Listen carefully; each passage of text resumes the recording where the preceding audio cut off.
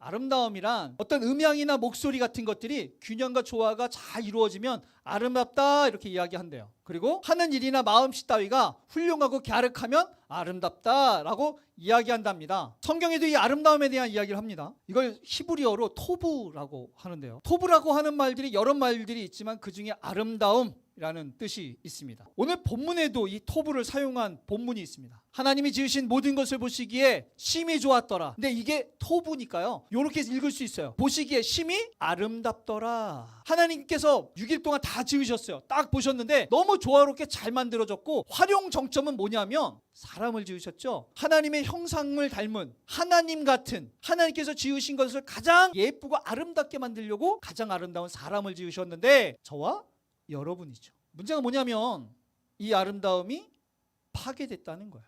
지금 우리의 모습이 하나님께서 처음 지으셨을 때, 그래서 주님의 마음이 흡족했을 때, 그때 그 모습일까요? 우리가 오늘 말씀을 보면서 우리 안에 하나님 앞에 깨지고 상했던 이 아름다움이 회복될 수 있는 계기가 되기를 축복합니다. 자신을 존중하고 사랑하는 마음, 이걸 자존감이라고 하죠. 오은영 박사가요, 이걸 이렇게 정의했어요. 자존감이란 유능감 플러스 자기 가치의 합이 자존감이다. 유능감이란 뭐냐면 이런 거예요. 왠지 난 잘할 수 있을 것 같아. 내가 여러 번 해봐서 잘한 것이 확인돼가지고 잘할 것 같은 건요, 자신감이에요. 아직 안 해봤지만 왠지 내가 하면 잘할 것 같은 마음이 유능감이에요. 유능감. 또 왠지 나는 내가 잘해서 사람들에게 관심받고 사랑받는 게 아니고, 그런 것과 상관없이 난 왠지 사람들이 나 좋아할 것 같고 왠지 사람들이 나를 사랑할 것 같아.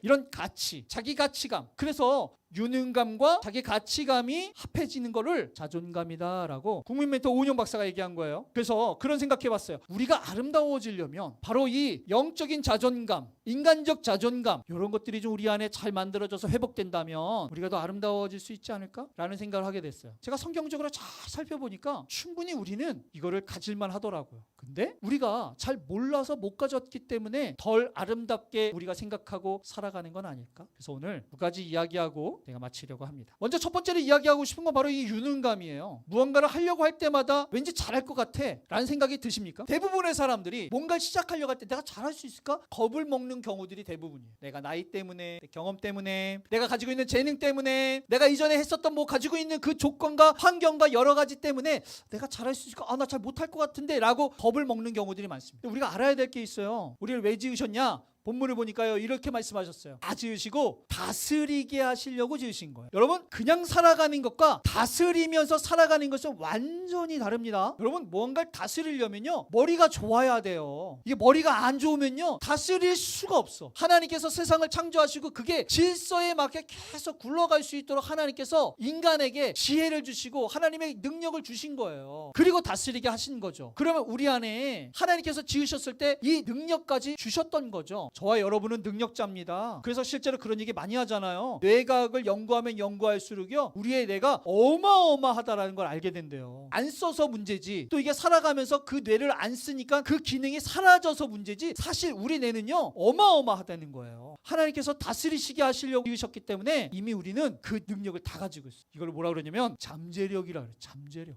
무슨 그림이냐면 빙산의 일각, 뭐 이렇게 얘기하잖아요. 그죠? 내가 지금 발휘하고 있는 능력은요, 저 위에 조그맣게 있는 거예요. 드러난 거. 나는 요리를 좀 잘하고 그림을 좀 잘 그리고 운동신경이 좀 좋고 음악성이 조금 좋고 뭐 이런 거 있잖아요. 그게 요만큼에 저 위에 조금. 근데 하나님께서 처음부터 우리를 만드신 이유는 세상을 다스리시게 하려고 만드셨기 때문에, 여러분, 다스리려면 어마어마하게 많은 다양한 그 능력들이 필요한 거예요. 그게 지금 밑에 다 깔려 있는 거예요. 이거를 발견해서 쓰느냐, 아니면 모르니까 저렇게 지금 바다 밑에다 깔아놓고 사느냐, 요 차이죠. 두 번째는요, 바로 자기 가치예요. 내가 사랑받을 만한가. 그림 하나 보여드릴게요. 이걸 누가 그렸냐면 장 미셸 바스키아라고 하는 사람인데, 이 사람이 뭐라 그러냐면 검은 피카소라고 불린대요. 세계적으로 아주 유명한 사람이고, 그래피티라고 해서 길에다 막 그림 그리는 거 있잖아요. 그런 유명한 사람들에게 영향을 안 준 사람이 없대요. 이 그림이요, 무려 490억에 팔립니다. 그런 생각이 들었어요. 그림만 딱 보니까 저것도 그림이야, 참 볼품없다. 근데 이 볼품없는 그림이 누가 그렸느냐에 따라 가치가 달라지더라고요.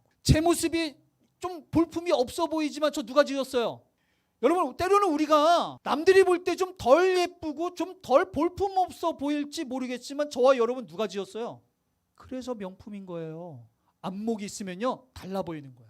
다윗이 그랬어요. 남들이 볼 땐 볼품 없었어요. 이스라엘의 왕이 있다고 그곳에 가서 기름 부으러 갔던 사무엘조차도요 그냥 별로였어요. 생각 못했어요. 원래 큰 아들을 기름 부으려고 그랬거든요. 사무엘이 보니까 거기가 정말 좋은 거예요. 아버지는요 다윗은 볼품 없으니까 그냥 놔뒀어요. 근데 하나님 보실 때는요 진짜 영적인 안목으로 보니까요 하나님의 안목으로 보니까 너무 좋은 사람인 거예요. 여러분 우리가 하나님이 지으셨고 저와 여러분이 하나님의 안목으로 본다면 얼마나 명품일까요? 이 사실을 알아야 되는데 여러분 저와 여러분은요 하나님께서 만드셨어요. 더 중요한 건 뭔지 아십니까? 하나님께서 지으셨는데 예수 그리스도의 피값으로 우리를 사셨어요.